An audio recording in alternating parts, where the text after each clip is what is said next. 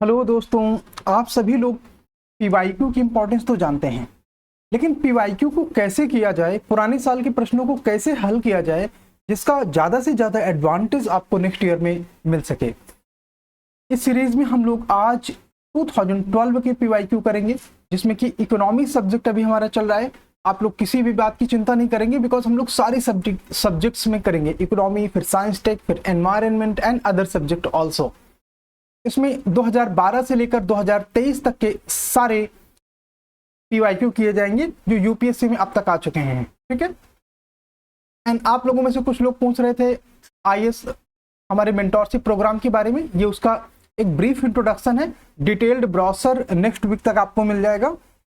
अगर आपको लगता है कि यूपीएससी में सिलेक्शन के लिए मेंटोरशिप एक तरीका है, बड़ी बड़ी कोचिंगों को फीस नहीं देना चाहते हैं या दे चुके हैं और आप अपनी सफलता में वो मुकाम नहीं हासिल कर पाए जहां से आपको लगता है कि अब आप अपना सिलेक्शन निश्चित तौर पर 2024 में इंश्योर कर सकते हैं, तो आपके लिए है आईएएस मेंटोरशिप। इस प्रोग्राम को आप ज्वाइन कर सकते हैं। चलिए हम लोग प्रोग्राम को आगे बढ़ाते हैं। पहला क्वेश्चन हमारा 2012 इकोनॉमिक पीवाईक्यू में, the multi dimensional poverty index यानी कि यूएनडीपी एंड ऑक्सफोर्ड गरीबी और मानव विकास पहल द्वारा विकसित किया गया मल्टी डायमेंशनल पॉवर्टी इंडेक्स यानी कि बहुआयामी गरीबी सूचकांक निम्नलिखित में से क्या क्या शामिल करता है। अब क्वेश्चन को सिंप्लीफाई करते हैं। जब तक क्वेश्चन को मैं सॉल्व करूं उससे पहले अगर आप हिट करते हैं दैट विल बी अमेजिंग, है ना। मल्टी डायमेंशनल पॉवर्टी इंडेक्स के कंपोनेंट क्या क्या है, सीधी बात बस इतनी है। तो देखते हैं मल्टी डायमेंशनल पॉवर्टी इंडेक्स के कंपोनेंट क्या क्या हैं। अगर सीधे सीधे बात किया जाए तो इसमें एजुकेशन आता है यानी कि शिक्षा, हेल्थ आता है यानी कि स्वास्थ्य, और लिविंग स्टैंडर्ड आता है। इन सब तीनों को वेट कितना दिया गया है, अगर 100 में बात करें तो 1/3 1/3 1/3। इसको आगे दो भागों में क्लासिफाई किया गया है, इसको भी दो भागों में क्लासिफाई किया गया है और इसको 6 भागों में क्लासिफाई किया गया है। ठीक है। तो इस तरह से मल्टी डायमेंशनल पॉवर्टी इंडेक्स के बारे में है। जरा देखते हैं क्या इतने से आपका क्वेश्चन सॉल्व हो सकता है। शिक्षा है, स्वास्थ्य है, संपत्ति और सेवाओं से वंचित होना। देखो ये संपत्ति वाला पार्ट जो है ना, पर कैपिटा जीएनआई, ये लिविंग स्टैंडर्ड का पार्ट है, तो 1 तो करेक्ट लगता है, बाकी भी चेक करेंगे। राष्ट्रीय स्तर पर क्रय शक्ति समता यानी कि purchasing power parity at national level, तो इसमें परचेजिंग पावर पैरिटी की कोई बात नहीं की गई है। ठीक है, आउट। राष्ट्रीय स्तर पर बजट घाटे एवं की लिमिटेशंस एंड जीडीपी पर जो वृद्धि होती है, बजट घाटे और जीडीपी से इसका सीधा कोई रिलेशन नहीं है, तो इस तरह से दोनों बाहर हो जाते हैं और जो आपका सही आंसर आता है वो है केवल एक। ठीक है, ओनली 1। हाइलाइटर की हेल्प से और आप इसे इजीली समझ सकते हैं in case you find it easy. Explanation अगर आप डिटेल में पढ़ना चाहते हैं तो एडिशनल एक्सप्लेनेशन आपके लिए है। अपनी अपनी भाषा के आधार पर whatever your language is, whether English और इंग्लिश हिंदी, आप उसको पढ़ सकते हैं। हाँ, मैं एक बात और आपको बता देना चाहता हूं कि किसी भी केस में जो इंग्लिश का एक्सप्लेनेशन है, इंग्लिश की लैंग्वेज है या इंग्लिश की स्टेटमेंट है, वो फाइनल और सही माने जाते हैं। Yes, global multi dimensional poverty index के बारे में देखिए, यहाँ पे आप सारी चीजें आपको मिल जाएंगी। Health, education and living standard, तीनों चीजें इसमें जो हैं वो हमारे पास आ जाते हैं। आर्थिक विकास से जुड़े जनसांख्यिकी संक्रमण की निम्नलिखित चरणों पर विचार करिए। मतलब ये कि जब डेमोग्राफिक ट्रांजिशन की बात करी जा रही है तो वो डेमोग्राफिक ट्रांजिशन किन किन स्टेज में चलती है, हम समझने के लिए इंडिया का एग्जाम्पल लेंगे, और कब से, 1901 वाले साल से। ठीक है। तो किसी भी कंट्री में जब वो डेवलपिंग स्टेज में होता है, डेवलपिंग का मतलब बहुत अभी डेवलपमेंट की इनिशियल स्टेज है, अगर हम वहां से बात करते हैं तो इनिशियल स्टेज में क्या होता है कि जो बर्थ रेट है वो ज्यादा होता है और मोर्टेलिटी भी ज्यादा होती है, यानी कि डेथ रेट भी अपने आप में ज्यादा होती है। इस तरह से हम देखते हैं कि सबसे पहले कौन सा आएगा, बर्थ रेट ज्यादा, डेथ रेट ज्यादा। तो सबसे पहले आना चाहिए उच्च जन्म दर के साथ नो, उच्च जन्म दर के साथ उच्च मृत्यु दर, हाँ ये सबसे पहले आना चाहिए, ठीक है। ये सेकंड किसमें सबसे पहले, इसमें और इसमें, ये दोनों बाहर, बी या सी में आंसर होना चाहिए। Birth rate and death rate दोनों ज्यादा हैं। इसके बाद ये घटनाक्रम करीब चलता है अगले 50 सालों तक। फिर हम आ जाते हैं 1951 से लेके 80 वाले चरण में।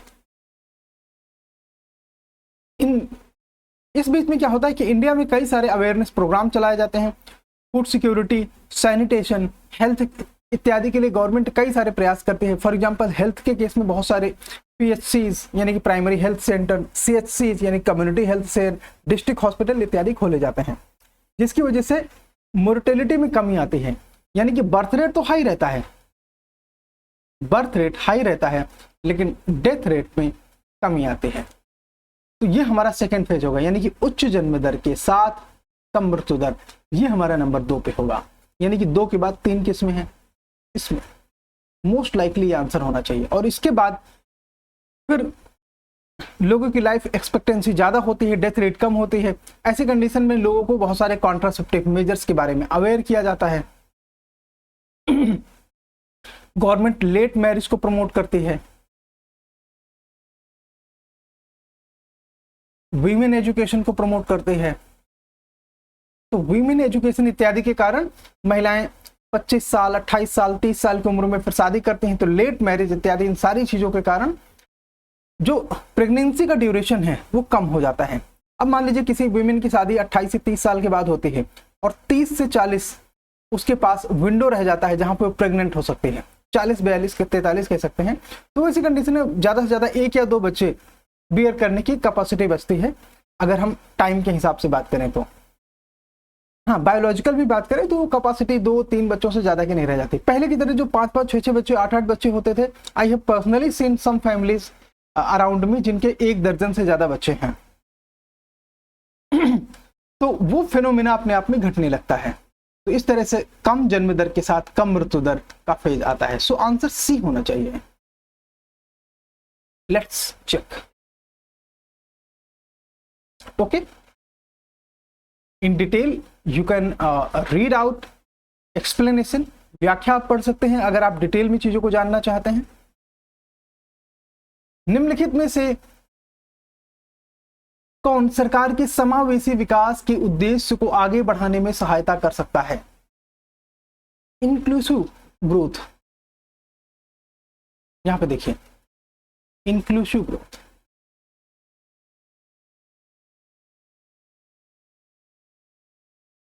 समावेशी विकास, हमको पता होना चाहिए समावेशन किन किन चीजों से आता है। देखो, अगर वीकर सेक्शन या गरीबों या पुअर पीपल की एजुकेशन, हेल्थ, एम्प्लॉयमेंट,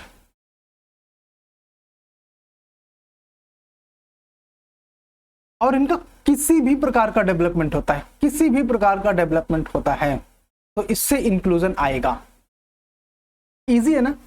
यानी कि गरीबों की और कमजोरों की, वीकर सेक्शन में अक्सर minorities, Dalits, backward communities and women को लिया जाता है। पुअर में आजकल एक नया क्लासिफिकेशन ऐड हुआ है, इकोनॉमिक वीकर सेक्शन, जिसमें जनरल कम्युनिटी के गरीबों को भी लिया जाता है। तो अगर कोई भी स्कीम, कोई भी प्रोग्राम इनकी शिक्षा, स्वास्थ्य, रोजगार या किसी भी प्रकार के विकास की बात करता है तो उससे इंक्लूजन आता है। अगर आपने इतना समझ लिया तो अब आप देखते हैं स्वयं सहायता समूहों को बढ़ावा देना। देखो, सेल्फ हेल्प ग्रुप यानी कि स्वयं सहायता समूह, इनको जब भी आप बढ़ावा देते हैं तो इनमें छोटे छोटे रोजगार मिलते हैं, गरीबों को इससे फायदा होता है, खास तौर से महिलाओं को फायदा होता है। तो इसमें, हाँ, इसमें इंक्लूसिव ग्रोथ को सपोर्ट करेगा। दूसरा, MSME, सूक्ष्म, लघु और मध्यम उद्योग। जाहिर सी बात है, जो गरीब और वीकर इकोनॉमी सेक्शन के लोग होते हैं वही लोग छोटी छोटी दुकानें खोलते हैं, रेहड़ी पटरी में अपने व्यवसाय शुरू करते हैं। वो सारी चीजें जितनी आती हैं तो उससे इंक्लूजन होगा, ये भी सही है। शिक्षा का अधिकार, शिक्षा का अधिकार होने से देखो, अमीर को शिक्षा के अधिकार की आवश्यकता नहीं है। अमीर वैसे भी एजुकेशन अफोर्ड कर रहा था, उसके पास उतने पैसे हैं। शिक्षा के अधिकार की जो आवश्यकता है वो गरीबों को है, महिलाओं को है, माइनॉरिटीज को है, जिनके पास संसाधन नहीं है। तो इन तीनों बातों में, तीनों बातें सही हैं और इस तरह से आंसर डी होना चाहिए। यस। चलिए नेक्स्ट, राष्ट्रीय ग्रामीण स्वास्थ्य मिशन के संदर्भ में प्रशिक्षित सामुदायिक स्वास्थ्य कार्यकर्ता आशा के कार्य निम्नलिखित में से कौन कौन से हैं? आशा,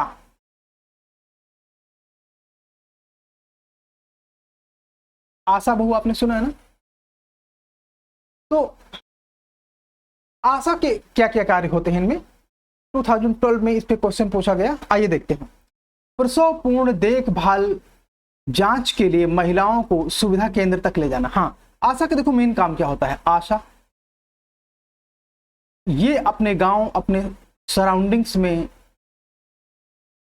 ठीक है, अपने वर्किंग एरिया में वीमेन से बात करते हैं और जो वीमेन प्रेग्नेंट हैं या फैमिली प्लानिंग कुछ कर रहे हैं तो उनको ये अपने कॉन्फिडेंस में लेते हैं। कॉन्फिडेंस में लेने की यहाँ कोई गलत मतलब नहीं है, भरोसे में लेने का मतलब यहाँ पे ये है कि उनको अवेयरनेस और गवर्नमेंट की स्कीम इत्यादि के बारे में और गवर्नमेंट की जो सुविधाएं हैं उनको मुहैया कराने के बारे में जागरूकता प्रदान की जाती है उन महिलाओं को। किसके द्वारा? आशा बहू के द्वारा।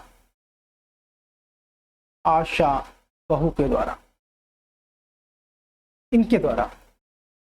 ऐसी कंडीशन पर अगर मान लीजिए किसी महिला को अस्पताल की जरूरत है तो ये प्रसव पूर्ण देखभाल के लिए, जांच के लिए विमेन को हॉस्पिटल तक ले जाने में अपना रोल प्ले करते हैं। That's true. गर्भावस्था का शीघ्र पता लगाने के लिए गर्भावस्था परीक्षण किट का उपयोग करना। जैसे मान लीजिए कोई विमेन प्रेग्नेंट है, उसे इस बात का डाउट है, I don't know whether I am pregnant और नॉट। इन दैट केस जो आशा बहू हैं उनको ये प्रेगनेंसी टेस्ट किट, ठीक है, ये अवेलेबल करवाते हैं। गवर्नमेंट देते हैं, बहुत महंगे नहीं, गवर्नमेंट इनको बहुत सस्ते दरों पर उपलब्ध कराते हैं। मार्केट में आप जाओगे तो ये कुछ 40-50 रुपए का पड़ता है, लेकिन गवर्नमेंट फ्री में देती है आशा बहुओं को, जिससे कि आशा बहु ये टेस्ट किट अपने आसपास के लोगों को प्रदान करते हैं। तो ये बात भी सही है, ठीक है। पोषण एवं टीकाकरण पर जानकारी प्रदान करना, बिल्कुल अवेयरनेस बिल्ड करने के लिए आशा बहू का रोल होता है। इसके अलावा शिशु का प्रसव कराना, नो, प्रसव कराना आशा बहू की जिम्मेदारी नहीं है। आशा बहू की जिम्मेदारी सिर्फ इनको किसी अस्पताल तक ले जाना है, हॉस्पिटल तक ले जाना है, ठीक है। चाहे वो CHC हो यानी कि कम्युनिटी हेल्थ सेंटर हो, चाहे PHC हो यानी कि प्राइमरी हेल्थ सेंटर हो, या डिस्ट्रिक्ट हॉस्पिटल हो, कहीं भी जो गवर्नमेंट के हॉस्पिटल है उनको ले जाने तक इनकी जिम्मेदारी है। इसके बाद की जो जिम्मेदारी है यानी कि शिशु का प्रसव कराना, वो जिम्मेदारी है इन हॉस्पिटल्स की। तो ये बात अपने आप में सही नहीं है। 4 आउट और इसके अलावा तीनों सही थे, तो आंसर होना चाहिए 1, 2 एंड 3। ओके,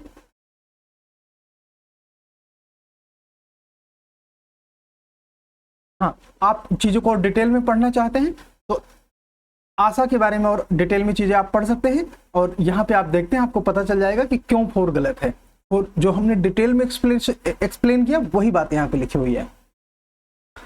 जननी सुरक्षा योजना के बारे में निम्न में से कौन कौन से कथन सही हैं, ये बताना है। किसके बारे में?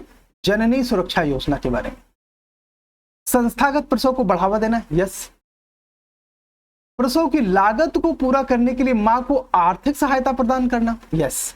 इसमें वो सुविधाएं भी जुड़ी हुई हैं, जैसे कि मान लीजिए कि अगर किसी वुमेन की डिलीवरी कराना है किसी हॉस्पिटल में तो उसे लाने ले जाने के लिए जो एम्बुलेंस होता है, तो वो एम्बुलेंस भी जननी सुरक्षा योजना के तहत मरीज को प्रदान की जाती है। दूसरी बात, आर्थिक सहायता किस तरह दी जाती है? पहले 5,000 एक मुश्त दिया जाता था, अब 2-2 हजार करके 3 किस्तों में दिया जाता है। कैसे?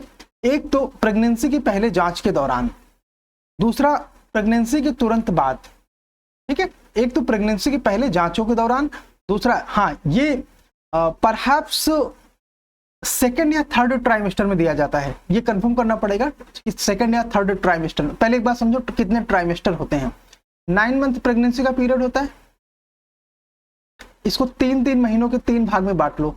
1 से 3 महीने, 2 से 6 महीने, 4 से 6 महीने और 7 से 9 महीने। इस तरह से हम 3-3 ट्राइमेस्टर में बांट लेते हैं। तो परहैप्स सेकेंड ट्राइमेस्टर में पहली राशि दी जाती है। और दूसरा प्रेगनेंसी के तुरंत बाद, और तीसरा जब आप टीकाकरण करवाते हो बच्चे का तब। ठीक है, तो ये टीकाकरण को प्रमोट करने के लिए इस तरह से चीजों को ब्रेक किया गया है।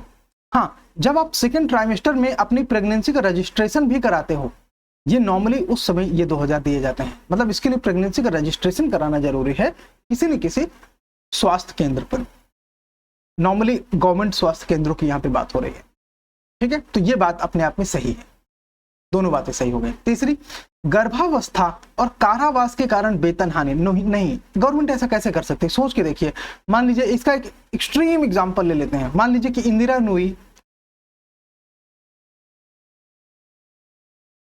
इंदिरा नूई प्रेग्नेंट है।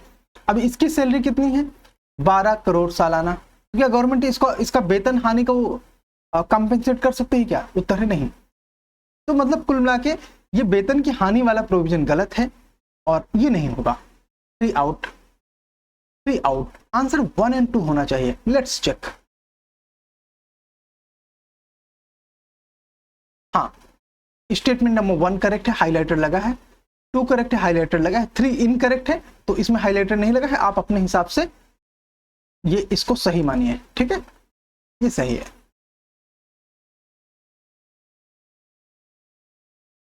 Yes, more details. यस,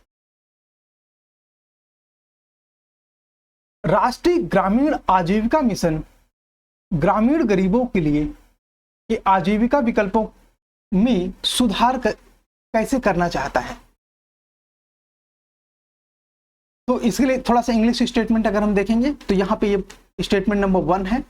तो ग्रामीण क्षेत्रों में बड़ी संख्या में नए विनिर्माण उद्योगों और कृषि व्यवसाय केंद्र स्थापित करके, स्वयं सहायता समूहों को सुदृढ़ करके, बीज, उर्वरक, डीजल पंप सेट आदि की आपूर्ति करके। देखिए, राष्ट्रीय ग्रामीण आजीविका मिशन की जब भी बात करी जाती है तो नॉन फार्म एक्टिविटी से रिलेटेड है और एसएचजी के माध्यम से ये प्रमोट किया जाता है। देयरफॉर आप इसमें आसानी से हिंट समझ सकते हैं कि बताने का उद्देश्य क्या था। जब भी विनिर्माण और कृषि की बात करी जाएगी, आउट हो जाएगा। बीज, उर्वरक, ये सब चीजें फार्म एक्टिविटी। हमने क्या बोला कि सेल्फ हेल्प ग्रुप्स और नॉन फार्म एक्टिविटीज को प्रमोट करता है। Therefore 2 will be correct, only 2। More details. निम्नलिखित कथनों पर विचार करिए। इनमें से एक तरीके की सोशल सिक्योरिटी की बात हो रही है, किसकी? Employ state insurance scheme, ESIC। आगे से आप ESIC बोलिए, ठीक है, आपके लिए आसान हो जाएगा। एम्प्लॉय स्टेट इंश्योरेंस कॉर्पोरेशन जो है बीमा प्रोवाइड करता है। ठीक है, तो इस तरह के बीमा का लाभ किनको मिल सकता है? तो जब ये लाया गया था तब केवल फैक्ट्री एक्ट द्वारा रजिस्टर्ड लोगों को और उन एम्प्लॉयज को ऐसा इंश्योरेंस दिया जाता था। लेटर धीरे धीरे इसको बढ़ाया गया, कितना कि करीब करीब इसमें मोर देन परहैप्स 8 बिलियन लोग कवर हो रहे हैं। ये डेटा चेक करेंगे, 8 मिलियन लोग कवर हो रहे हैं। परहैप्स मोर देन 8 मिलियन लोग करीब करीब इसमें कवर हो रहे हैं, जिसमें कि होटल, रेस्टोरेंट, जितने और खुदरा स्मॉल सेक्टर्स में, मीडियम सेक्टर्स में जो लोग वर्किंग हैं, मोटर परिवहन में, समाचार प्रतिष्ठानों में, निजी चिकित्सा संस्थानों में जो वर्किंग पीपल हैं, जो छोटी छोटी सैलरीज में काम कर रहे हैं। आज की डेट में अगर बात करें तो किसी की 10,000, किसी की 15,000, किसी की 20,000 जिनकी सैलरी है, उनको ये ESIC सिक्योरिटी देता है इंश्योरेंस के माध्यम से। देयरफॉर सभी करेक्ट हैं, कोई डाउट करने की जरूरत नहीं है।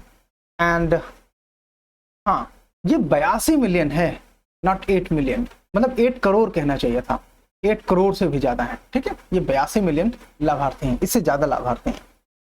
बाकी ज्यादा डिटेल जो हमने बात करी है ये देख सकते हैं। हाँ, एक काम की इंफॉर्मेशन यहाँ पे छिपी हुई है बीपी अडारकर के बारे में। बीपी अडारकर एक पैनल अपॉइंट किया गया था जो कि जिसके आधार पर हेल्थ इंश्योरेंस की ये स्कीम आई थी। क्वेश्चन नंबर 8, जिला ग्रामीण विकास एजेंसियां DRDA, district rural development agencies DRDA, district rural development agencies Bharat में ग्रामीण गरीबी को कम करने में कैसे मदद करती हैं? अब जरा ध्यान से देखिए, डीआरडीए देश के कुछ विशिष्ट पिछड़े क्षेत्रों में पंचायती राज संस्थानों के रूप में काम करती है। इसकी जांच करेंगे, ये पंचायती राज संस्थानों के तौर पर काम कर सकते हैं या नहीं, इसकी जांच करेंगे। डीआरडीए गरीबी और कुपोषण के कारणों का क्षेत्र विशिष्ट वैज्ञानिक अध्ययन करते हैं और विस्तृत उपचारात्मक उपाय तैयार करते हैं। मतलब क्षेत्र विशिष्ट में वैज्ञानिक अध्ययन किस बात का? गरीबी का और कुपोषण का, ये करते हैं। देखो ये बात सही है, ये मेन ऑब्जेक्टिव है डीआरडीए का कि गरीबी को आइडेंटिफाई करना, गरीबी के कारणों को आइडेंटिफाई करना, कुपोषण को आइडेंटिफाई करना, कुपोषण के कारणों को आइडेंटिफाई करना, पता लगाना, आइडेंटिफाई करना और उनके लिए उपाय तैयार करना कि ये निश्चित उपाय अगर दिए जाएंगे तो कुपोषण और गरीबी को कम किया जा सकता है। ये इसमें तो डाउट नहीं होना चाहिए, ठीक है, ये सही है। डीआरडीए गरीबी विरोधी यानी कि एंटी पावर्टी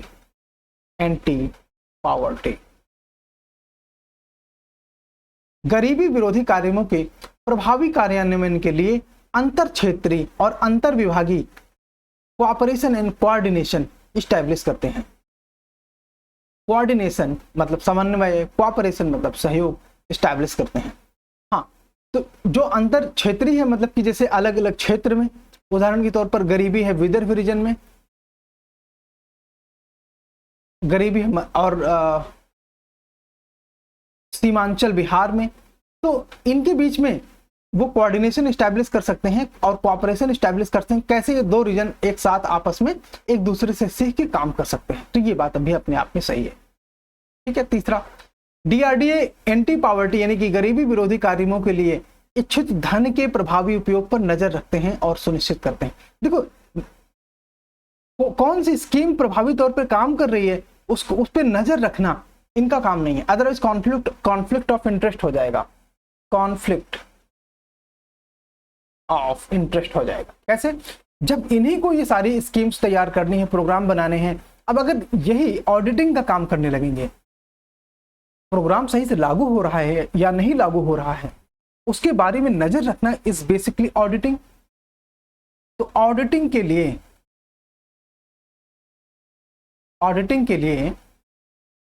सोशल ऑडिट का मैकेनिज्म होता है, ठीक है। ऑडिटिंग के लिए सोशल ऑडिट का मैकेनिज्म होता है। तो ऐसी कंडीशन पर ये इनके पास ये वाला काम नहीं हो सकता, तो अपने आप में ये स्टेटमेंट बाहर हो जाए, 4 आउट 4 आउट 4 आउट। तो ये इसमें मोस्ट लाइकली है, 1, 2 और 3 सही होना चाहिए। इसको चेक कर लेते हैं कि डीआरडीए देश के कुछ विशिष्ट पिछड़े क्षेत्रों में पंचायती राज का काम करते हैं। एक्चुअली है क्या कि कई रिमोट एरियाज हैं जहां पे डेवलपमेंटल काम के लिए पंचायत के पास, ऐसा नहीं कि वहां पंचायत नहीं, पंचायत के पास संसाधन नहीं है,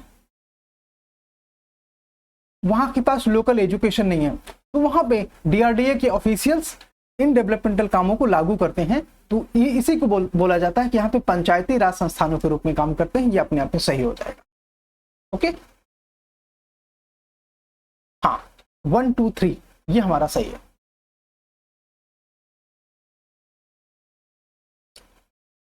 चलिए नेक्स्ट क्वेश्चन की ओर चलते हैं। भारतीय रिजर्व बैंक बैंकरों के बैंकर के रूप में कार्य करता है, इसका क्या तात्पर्य होता है? तो पहले समझते हैं बैंक का क्या मतलब है। आइए देखते हैं। बैंक का मतलब वो है जिस पर जनता, अब ये पीपल है, ठीक है, ये पीपल है, जनता है, ये जनता अपने पैसे जमा करती है, लोन लेती है, अपने जमा को विड्रॉल करती है, ठीक है। तो इस तरह के काम हम बैंक में करते हैं, तो इस तरह से किसी संस्था को बैंक कहा जाता है। अच्छा, कुछ और कंडीशन में बता दूं, बैंक फाइनेंशियल प्रोडक्ट में को छोड़कर किसी दूसरे प्रोडक्ट या सर्विस में डील नहीं कर सकते। मतलब ये कि स्टेट बैंक कल साबुन के व्यवसाय में नहीं आ सकता, होटल के व्यवसाय में नहीं आ सकता, वो केवल फाइनेंशियल प्रोडक्ट में काम कर सकता है। ये बैंकों के लिए बैंकिंग रेगुलेशन एक्ट में सीमित दायरे निर्धारित किए गए हैं। तो अब बताओ बोलता है बैंकों का बैंकर कौन है, यानी कि इनका बैंक कौन है। तो हमारे यहाँ भारत में बैंकों की स्ट्रक्चर क्या है, आरबीआई सबसे ऊपर है, आरबीआई के नीचे डेवलपमेंटल बैंक हैं जैसे नाबार्ड और सिडबी, ये सब, और इनके नीचे आते हैं बैंक जैसे state bank of India, PNB, ICICI, HDFC, है ना, ये सब है। उसके नीचे होते हैं पीपल। तो पीपल इनके पास पैसा लेने जा सकते हैं या इन पे पैसे जमा कर सकते हैं, ये इनसे पैसे ले सकते हैं और आरबीआई से पैसे ले सकते हैं। ये है बेसिकली स्ट्रक्चर, ठीक है। तो वैसी कंडीशन पर ये बैंक है, इनका बैंकर के तौर पर काम कौन कर रहा है, आरबीआई। अब कैसे कर रहा है ये जरा देखते हैं। स्टेट बैंक को जब भी पैसे की जरूरत होती है, बैंक रेट और रेपो रेट के माध्यम से ये आरबीआई से पैसा ले सकता है। कौन, स्टेट बैंक। इस तरह से हमें पता चलता है कि हाँ, बैंकरों के बैंकर के तौर पे काम हो सकता है। जब भी एसबीआई को पैसे चाहिए, कोई क्राइसिस की सिचुएशन है, तो भी मान लीजिए कि स्टेट बैंक के पास कुछ पैसे हैं, ये जमा करना चाहता है, किसके पास जमा करे, तो ये आरबीआई के पास जमा भी कर सकता है, ठीक है। तो यानी कि ये डिपॉजिट भी कर सकता है और ये अपने पैसे को कभी भी निकाल सकता है, हाँ, तो विड्रॉल कर सकता है। आरबीआई लोन किसको देता है, इन बैंकों को देता है। तो इस तरह से आरबीआई बैंकों का बैंकर है। अब किन किन परिस्थितियों की वजह से ऐसा कहा जाता है, इसकी जांच हमें करनी है, प्रश्न में यह पूछा गया है। चलिए कथनों को देखेंगे। अन्य बैंक अपनी जमा राशि आरबीआई के पास रखते हैं। अभी हमने बात करी ना, डिपॉजिट कहाँ लिखा है, ये। तो अपनी जमा राशि किसके पास रखेंगे, आरबीआई के पास। आरबीआई जरूरत के समय वाणिज्यिक बैंकों को धन उधार देता है, लोन देता है, हाँ, कैसे, बैंक रेट और रेपो रेट के माध्यम से। एमएसएफ भी इसका एक तरीका है, एमएसएफ भी, और भी कई तरीके हैं जिसके माध्यम से बैंक आरबीआई से पैसे ले सकते हैं, लोन दे सकते हैं, टेक्निकली वो लोन है। आरबीआई वाणिज्यिक बैंकों को मौद्रिक मामलों में सलाह देता है, ऐसा तो मैंने नहीं बोला है ना, नो। ये काम बोर्ड ऑफ डायरेक्टर जो बैंक का होता है, जैसे स्टेट बैंक का जो बोर्ड ऑफ डायरेक्टर है वो डिसाइड करेगा। इस मामले में आरबीआई का कोई हस्तक्षेप नहीं होता, तो ये बाहर हो जाए। Three out, three out, three out, इसमें देखेंगे three out, three out, three out, answer आ गया।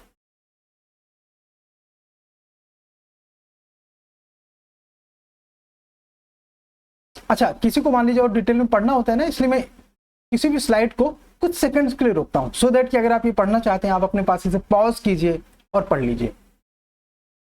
क्वेश्चन नंबर 10, निम्नलिखित में से किस परिस्थिति में पूंजीगत लाभ होता है। पूंजीगत, कैपिटल गेन, कैपिटल गेन, इसे बोलते हैं पूंजीगत लाभ, ठीक है। पहले हमें पूंजी पता होना चाहिए। हमने एक और सेशन में, पिछले सेशन में ये देखा था कि हमने कैपिटल को डिफाइन किया था।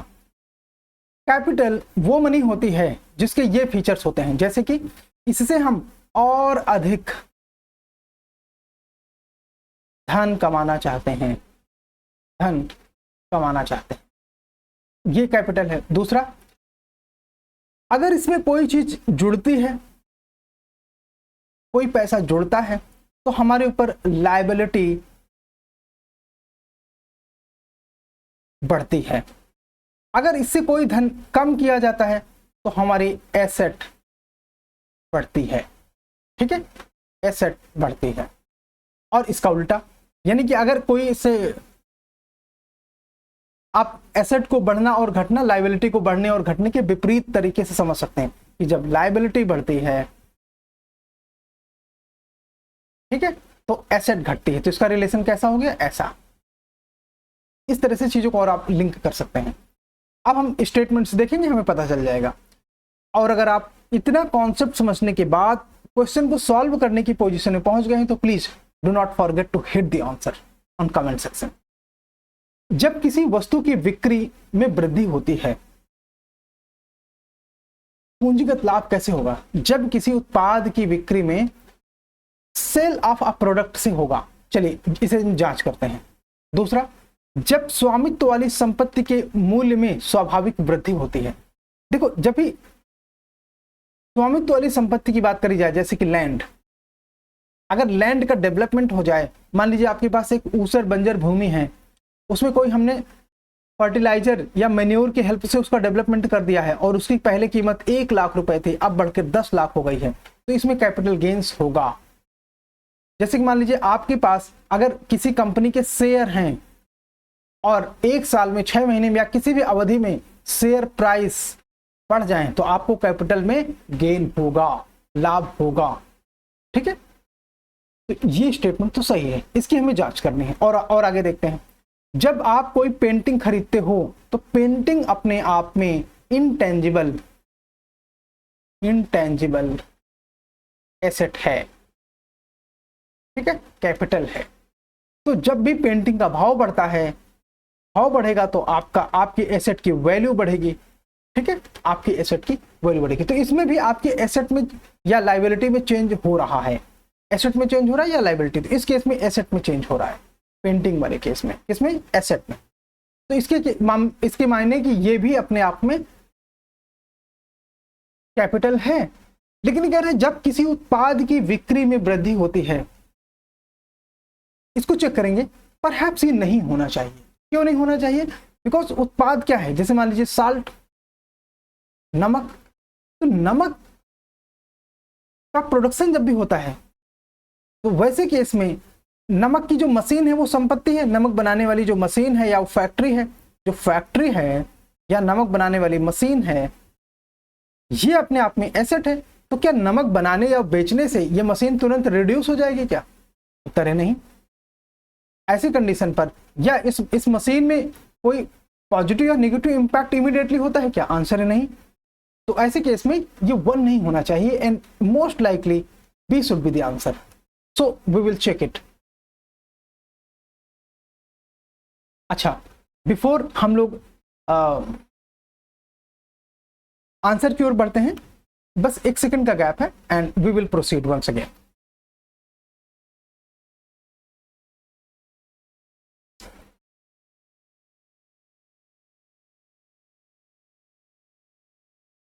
चलिए,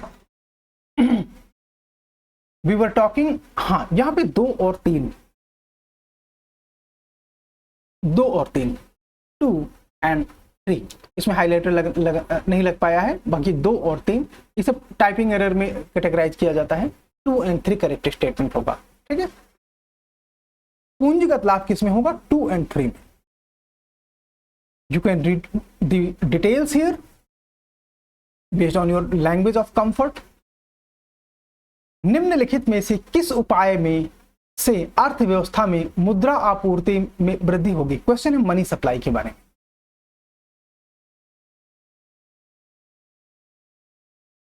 मनी सप्लाई, मनी सप्लाई क्या है? मनी सप्लाई आप उस धन को कहते हैं जो जनता के पास है,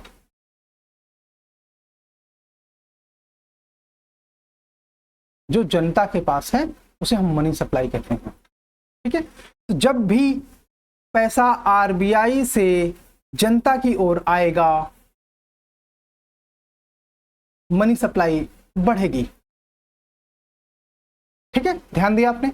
जब भी इसका उल्टा होगा, कहने का मतलब यह है कि पैसा जनता के पास से आरबीआई की ओर आएगा तो मनी सप्लाई घटेगा।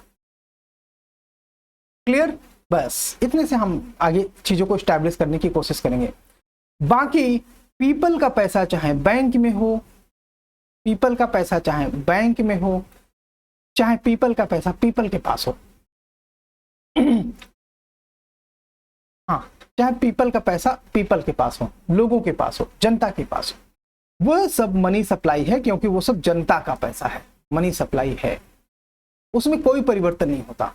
आगे देखते हैं, केंद्रीय बैंक द्वारा जनता से सरकारी प्रतिभूतियों की खरीद, चेक करते हैं। केंद्रीय बैंक मतलब आरबीआई, जनता से सरकारी प्रतिभूति खरीदेगी तो पैसा किधर से किधर जाएगा? जनता के पास आएंगी प्रतिभूतियां और आरबीआई के पास आएगा पैसा। तो वैसे में मनी सप्लाई में वृद्धि होगी क्या? आंसर है नो, नहीं होगी, बल्कि मनी सप्लाई में कमी होगी, क्योंकि पैसा जनता के पास से किसके पास चला गया? आरबीआई के पास, और आरबीआई ने जनता को क्या दे दिया? प्रतिभूतियां, जस्ट सेकेंड, लिखा है कि केंद्रीय सरकार द्वारा जनता से सरकारी प्रतिभूतियों की खरीद, तो सरकारी प्रतिभूतियां किसके पास चली जाएंगी? आरबीआई के पास। जस्ट सेकेंड, करेक्शन है। Can we deal it in English little bit? थोड़ा थोड़ा इंग्लिश में डील कर लें, that will be easier for me.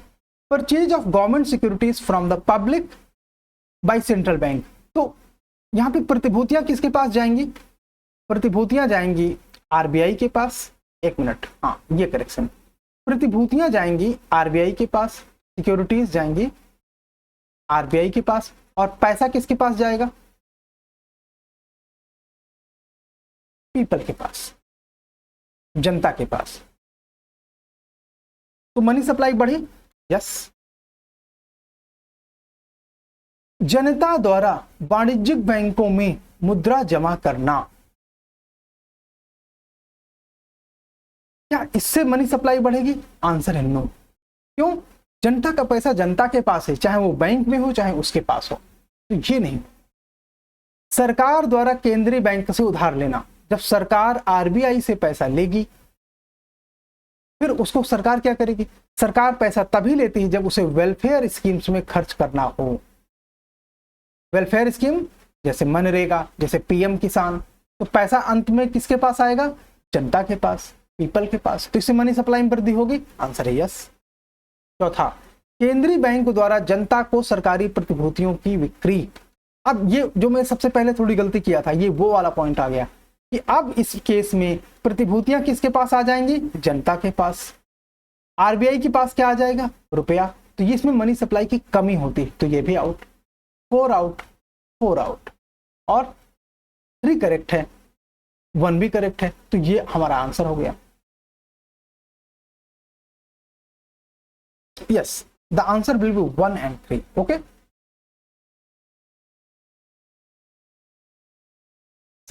Explanation आप लोग देख सकते हैं। Question number 12। हाँ, निम्नलिखित कथनों पर विचार करिए। अंतरराष्ट्रीय स्तर पर किसी भी मुद्रा की कीमत विश्व बैंक द्वारा तय की जाती है।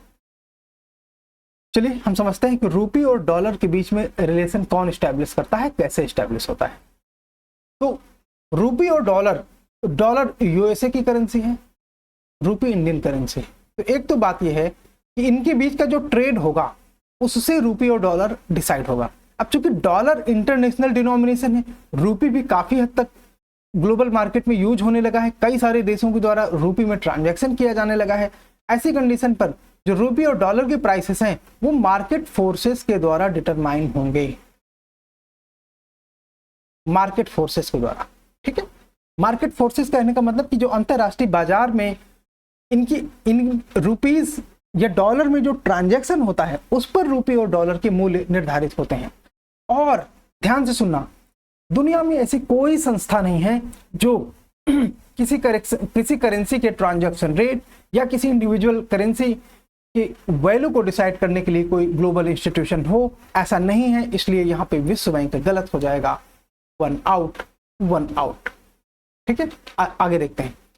संबंधित देश द्वारा प्रदान की गई वस्तुओं और सेवाओं की मांग से, हाँ, जितना आप इंपोर्ट एक्सपोर्ट करोगे उतना आपकी करेंसी का मूल्य प्रभावित होगा। अगर आप एक्सपोर्ट ज्यादा करते हो तो आपकी करेंसी का जो मूल्य है, वैल्यू है, वो बढ़ेगा। इंपोर्ट ज्यादा करते हो, इंपोर्ट तो वैल्यू घटेगी। ठीक है, तो ये 2 सही है, तो हमारा आंसर ये होना चाहिए।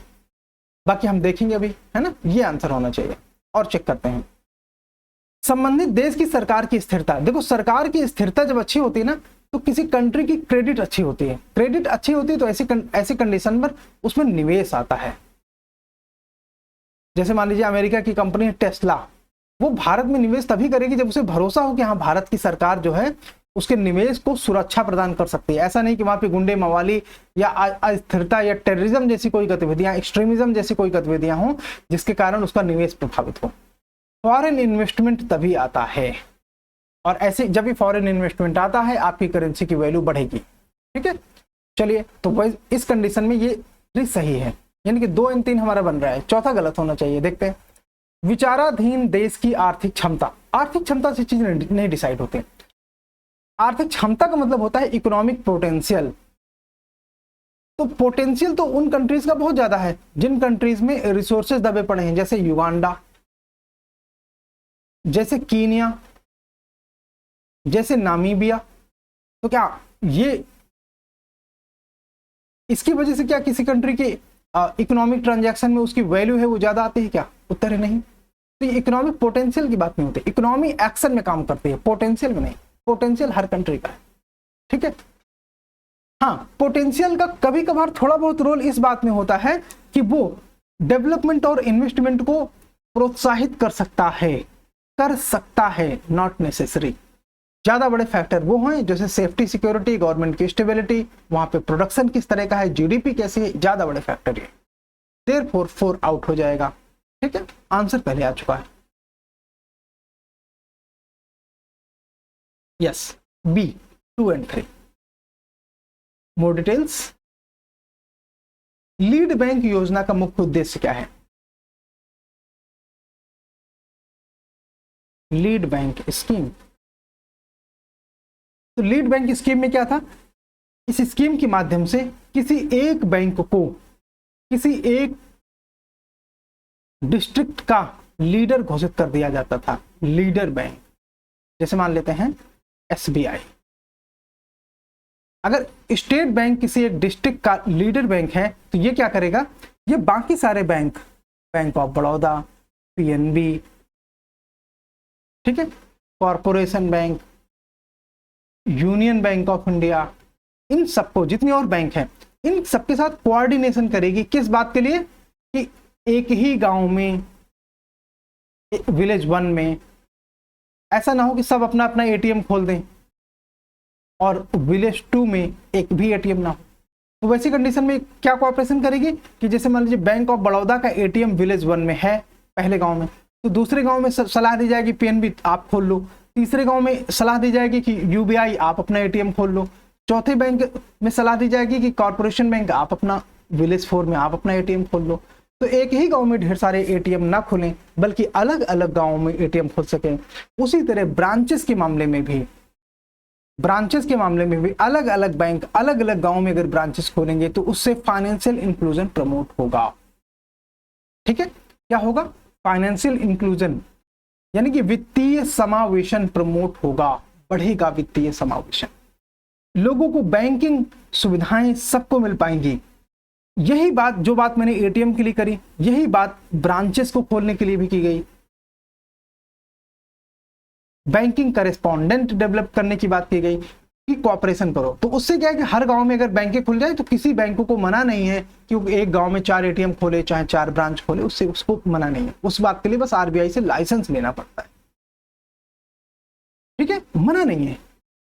कोऑपरेशन का ये बिल्कुल मतलब नहीं होता कि आप किसी एक्स गांव में आपको लगता है कि, या किसी एक्स टाउन में आपको लगता है कि यहाँ पे फायदा बहुत है तो आपको खोलने के लिए मना नहीं। इसीलिए आप अभी भी देखते हो कि कई सारे टाउन्स में या गाँव में कई कई ब्रांचेस होती हैं, कई कई एटीएम्स होते हैं, तो उस चीज के लिए मना नहीं है, ठीक है।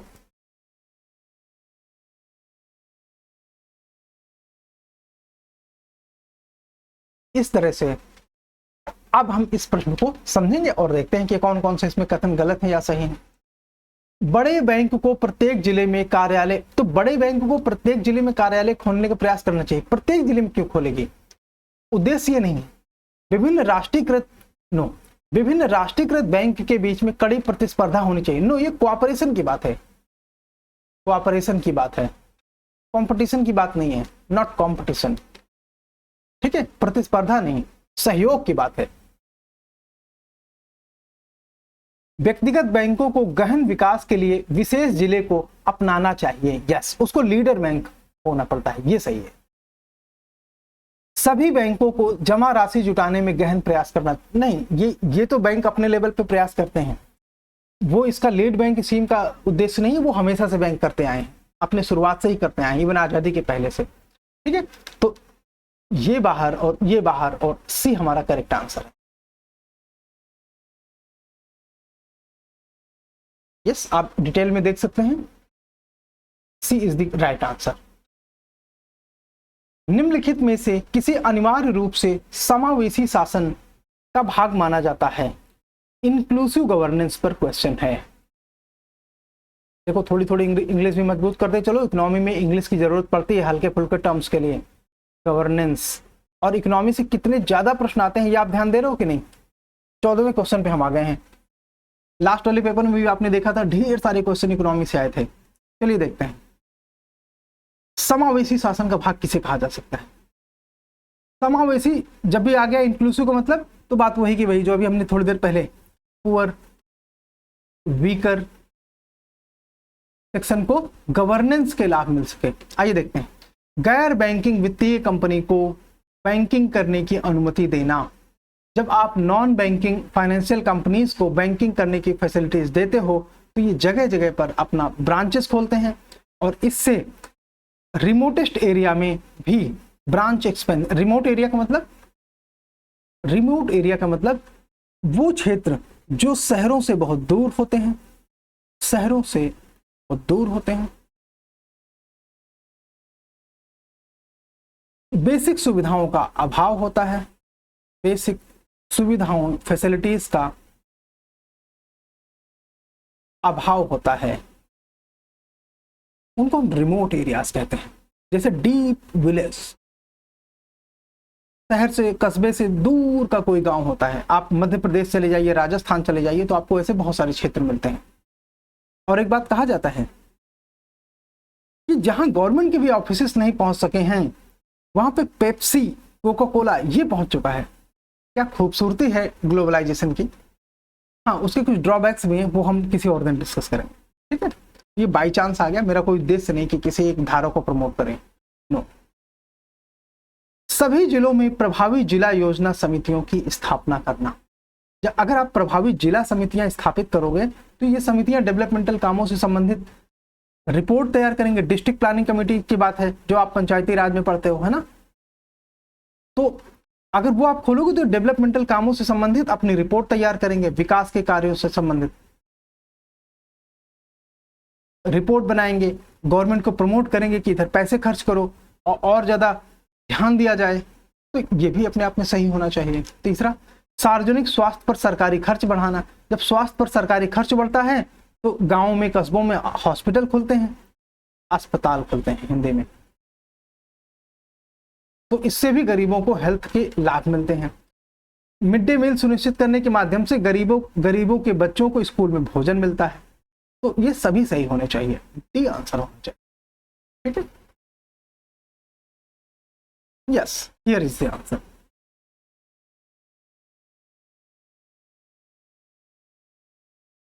निम्नलिखित में से किसमें भारत में प्रत्यक्ष विदेशी निवेश शामिल होगा।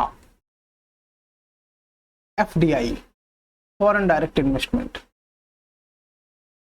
देखो एफडीआई और एफपीआई का एक मेन अंतर देख लो। एफपीआई फॉरेन पोर्टफोलियो इन्वेस्टमेंट में एक अंतर कि अगर कंपनी की जो वैल्यूएशन है, कंपनी की वैल्यूएशन उसका 10% या उससे अधिक का एक्सपेंडिचर हो रहा है तो वो एफडीआई की कैटेगरी में आएगा। अगर लेस देन 10% का एक्सपेंडिचर कोई निवेशक कर रहा है तो एफपीआई की कैटेगरी में आएगा। सिंपल।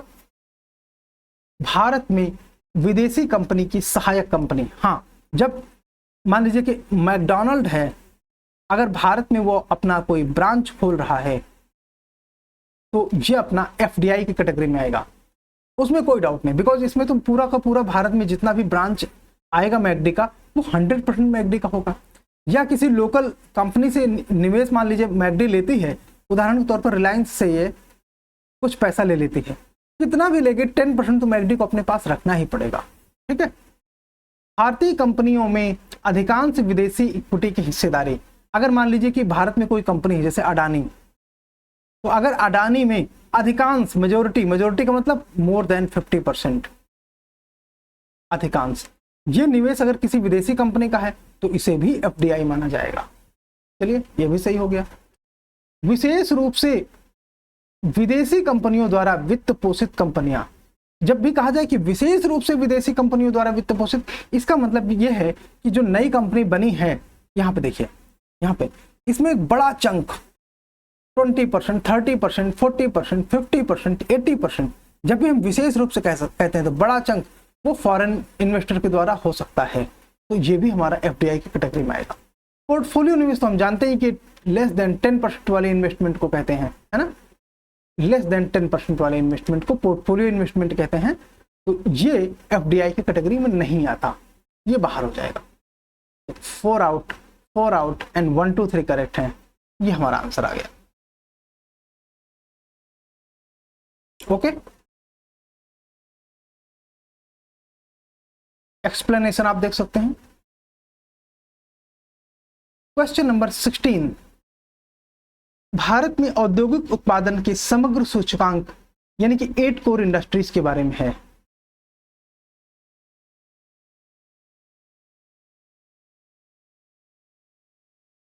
कौन कौन से इंडस्ट्रीज आते हैं, रट्टा मार क्वेश्चन है, इसमें टेक्सटाइल नहीं होता, कपड़ा नहीं होता, इसे बाहर कर दीजिए। 5 आउट। अब देखते हैं 1 2 3 4 है या 2 3 4 है, 1 है कि नहीं, तो सीमेंट है। इस तरह से 1 भी है, तो ये इसमें 1 है नहीं, इसलिए ये भी आउट। सही आंसर है ये, ठीक है। आइए देखते हैं। यस, बाकी 8 कोर इंडस्ट्रीज के बारे में आप देख सकते हैं कि कोयला, कच्चा तेल, प्राकृतिक गैस, पेट्रोलियम, रिफाइनरी उद्योग, सीमेंट। यहाँ पे देखो इस्पात, यहाँ पे टेक्सटाइल नहीं है, कपड़ा नहीं है, टेक्सटाइल नहीं है, ये हमारा एलिमिनेट होता है, ठीक है।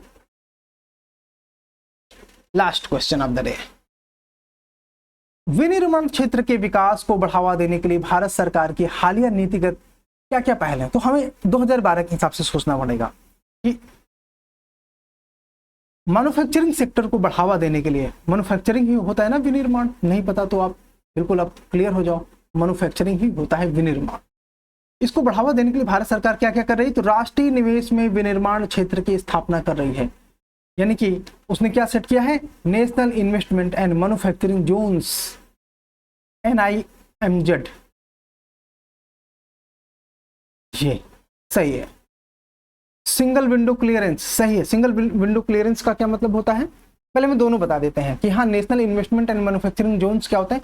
भारत में कई सारे क्लस्टर्स ऐसे होते हैं जो जनरली हाईवे के किनारे होते हैं, किसी पोर्ट के नजदीक होते हैं, ऐसी जगह होते हैं जहां से रेलवे स्टेशन नजदीक हो और कनेक्टिविटी कुल मिला के अच्छी हो। सीधी बात यह है, कनेक्टिविटी अच्छी हो, ऐसी जगह पे गवर्नमेंट बड़े ट्रैक ऑफ लैंड को, जैसे कितना 60 किलोमीटर 50 किलोमीटर, ऐसे ट्रैक ऑफ लैंड को national investment and manufacturing zone declare करती है, जहां पर की सस्ती बिजली, सस्ता किराया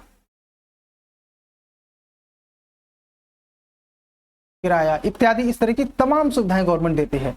कम टैक्सेशन, स्टार्टअप के लिए कई सारी चीजें गवर्नमेंट देती है, ठीक है। तो ये हो गया हमारा national investment and manufacturing zones, यानी कि ये पहला वाला। दूसरा सिंगल विंडो क्लियरेंस का मतलब क्या होता है कि जैसे कोई कंपनी अगर आप खोलना चाहते हो ना, तो आपको गवर्नमेंट के ऑफिस में G1 G2 ये गवर्नमेंट के ऑफिस हैं, G3 तमाम गवर्नमेंट के ऑफिस में अलग अलग क्लियरेंस लेना पड़ता था। तो गवर्नमेंट ने क्या बोला कि ऐसा एक काम करो, हम एक विंडो बना देते हैं, मतलब एक ऑफिस बना देते हैं, इस ऑफिस में तुम अप्लाई करो और तुम्हें इसी ऑफिस से सारे क्लियरेंस मिलेंगे, मतलब तुम्हें हर ऑफिस में अलग अलग भागना नहीं पड़ेगा, तो तुम्हें बहुत सारा इंतजार नहीं करना पड़ेगा। बहुत पहले क्या होता था कि आप एक कंपनी अगर आप उसका लाइसेंस या रजिस्ट्रेशन लेना चाहते हैं तो साल, 1.5 साल, 2 साल का समय लग जाता था। सिंगल विंडो क्लियरेंस में ये काम 15 दिन में हो जाता है, ठीक है।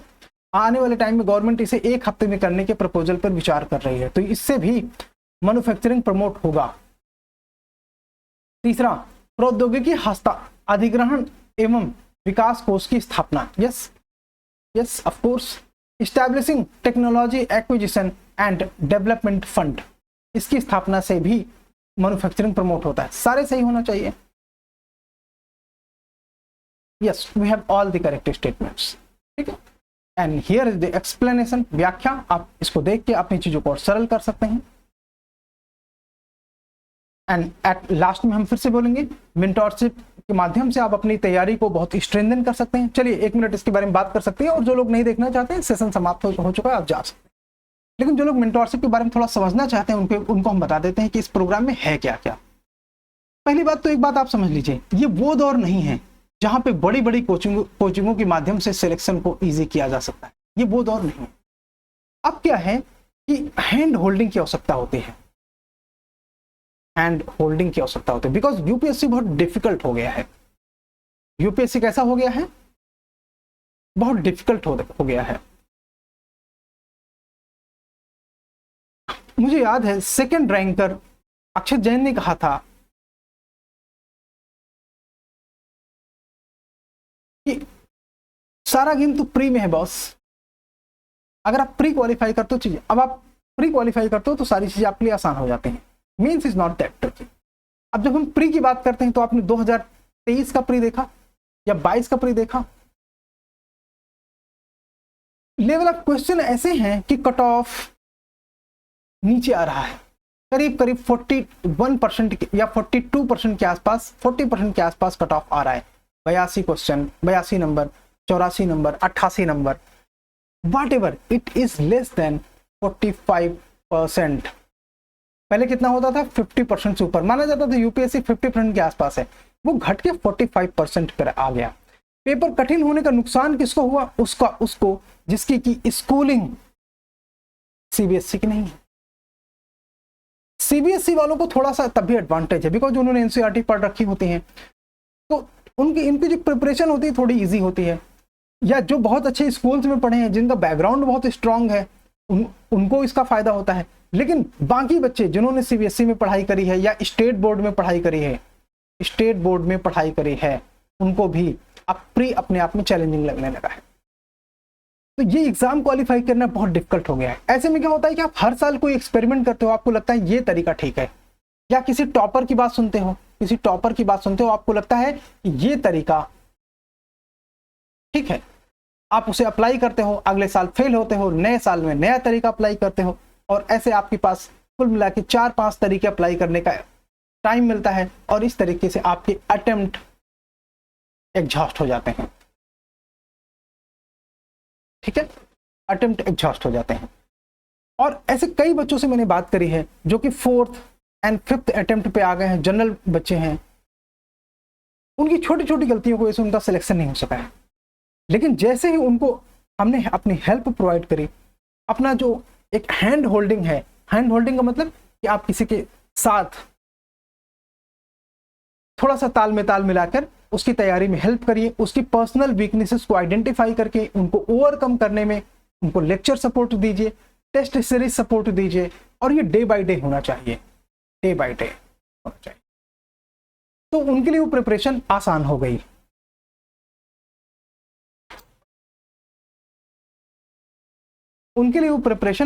गई।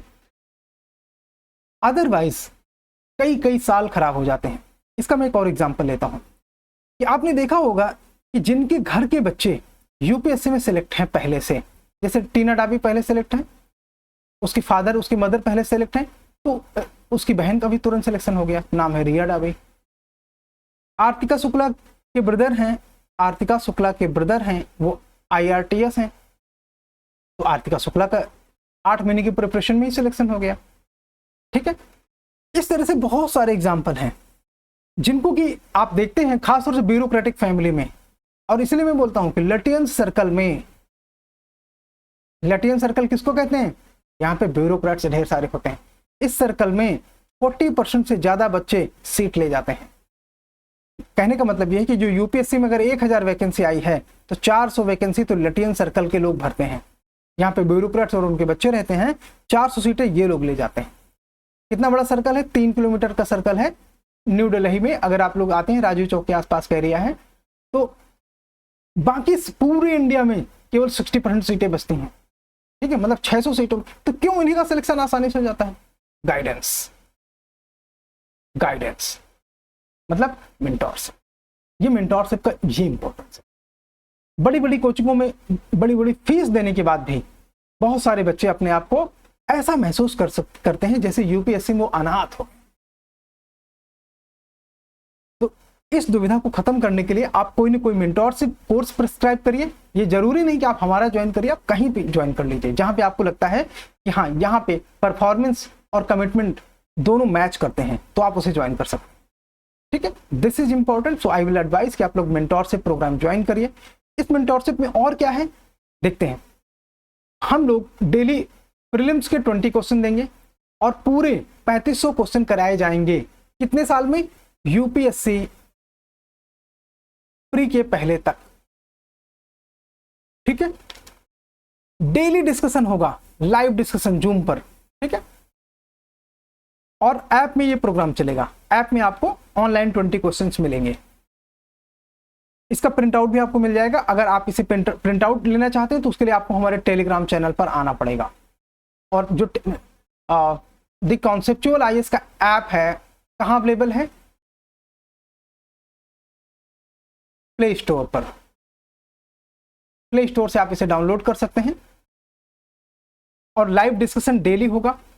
इसके अलावा ग्रुप डिस्कशन हम वीक में एक कंडक्ट कराएंगे, और जो जीडी का टॉपिक होगा उसी में ही, मोस्टली संडे को ऐसा होना है, उसी में आपको उसी दिन एसे लिखना पड़ेगा, तो एसे की प्रैक्टिस हो जाएगी, ठीक है। मेंस के रिगार्डिंग और क्या है? यूपीएससी मेंस के रिगार्डिंग इसमें डेली आंसर राइटिंग होगा। कितने? 2 आंसर आपको डेली लिखने पड़ेंगे, एक फंडामेंटल लेवल का और एक एडवांस लेवल का, ठीक है। टोटल 400 टॉपिक कवर किए जाएंगे। ये कब तक चलेगा? ये यूपीएससी मेंस तक चलेगा। अब यूपीएससी मेंस कब है? सितंबर 2024 में, ये तब तक चलेगा। मतलब ये पूरा 1 ईयर प्लस का कोर्स है, ये मेंटोरशिप, आईएएस मेंटोरशिप। तो इसके माध्यम से आप अपनी तैयारी को स्ट्रीमलाइन करिए एंड आपके लिए चीजें आसान हो जाएंगी। सो एडिशनल इसमें क्या है देखते हैं। आपकी मेंबरशिप एक्सेस होगी ऐप पर। ऐप पर बहुत सारी चीजें चलनी हैं, ठीक है। आपको प्लस कोर्सेज में एक्सेस दी जाएगी। जितने भी हमारे प्लस कोर्सेज चलेंगे उनमें भी आपकी एक्सेस होगी। इसके अलावा प्रीलिम्स और मेंस में 1-to-1 सपोर्ट होगा। 1-to-1 सपोर्ट करने का मतलब कि एक बंदे का रिपोर्ट कार्ड तैयार होगा। वो रिपोर्ट कार्ड कुछ आपके द्वारा फिलअप किया जाएगा, कुछ हमारी टीम के द्वारा फिलअप किया जाएगा, और उसमें आपको 1-to-1 सपोर्ट दिया जाएगा कि आपकी वीकनेसेस क्या हैं, और उसके आधार पर काम होगा। मैं छोटा सा एक एक्सपीरियंस आपसे शेयर करना चाहता हूँ। इसी प्रोग्राम को हमने मिशन नाम से एक दिल्ली की बड़ी कोचिंग के साथ काम किया था, तो शुरू किया था मिशन 30 के नाम से। तब वो 30 बच्चों के लिए था। यहाँ पे हमारी जो आईएएस मेंटोरशिप है ये 20 स्टूडेंट्स के लिए है, ठीक है। बच्चे हमने कम क्यों किए? बिकॉज कम बच्चों में फोकस ज्यादा अच्छा होता है। तो मिशन 30 के नाम से शुरू किया था, और वहां पे हमारे वर्क से बच्चों को काफी एडवांटेज भी हो रहा था, लेकिन वो कुछ दूसरे कारणों से ये प्रोग्राम वहां पे पूरी तरह एग्जीक्यूट नहीं हो पाया था। स्टिल बच्चे काफी एम्पावर फील कर रहे थे। तो जो चीजें रह गई थी उनकी वजह से कई बच्चों का सिलेक्शन नहीं हो सका प्री में। तो मुझे ये बात पता है कि हाँ, इस प्रोग्राम की अपने आप में एफिशिएंसी बहुत ज्यादा है। और ये जो 2-2 ढाई लाख की बड़ी कोचिंग है ना, चाहे वो कोई भी कोचिंग का नाम ले लो, आप ले सकते हो, मैं नहीं ले सकता। आप दिल्ली की कोचिंग ले लो, हैदराबाद की कोचिंग ले लो, भोपाल की कोचिंग ले लो, ये सब मोटी फीस आपसे ले रहे हैं। तो उनकी तुलना में ये प्रोग्राम आपके लिए मोस्ट इफेक्टिव है, ठीक है, मोस्ट इफेक्टिव है। और वो जो बड़ी कोचिंग है वो उनके मुंह में अक्सर जीरा साबित होती है, ठीक है। सो प्रोग्राम को सब्सक्राइब करने के लिए आप हमें कॉल कर सकते हैं, एंड अभी आपके पास थोड़ा समय है, आप अपने बारे में विचार कर सकते हैं। ये प्रोग्राम हम लोग 15 अगस्त के बाद शुरू करेंगे। कब? 15 अगस्त के बाद,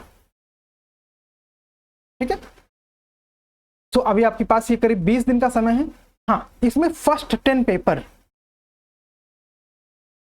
पेपर्स ये आपके लिए फ्री होंगे। तो अगर आप नहीं ज्वाइन करना चाहते, अपने आप को चेक करना चाहते हो, चेक कर लो। जो लोग हमारी परफॉर्मेंस, हमारे काम करने के तरीके को जानते हैं, उनको चेक करने की आवश्यकता नहीं पड़ेगी।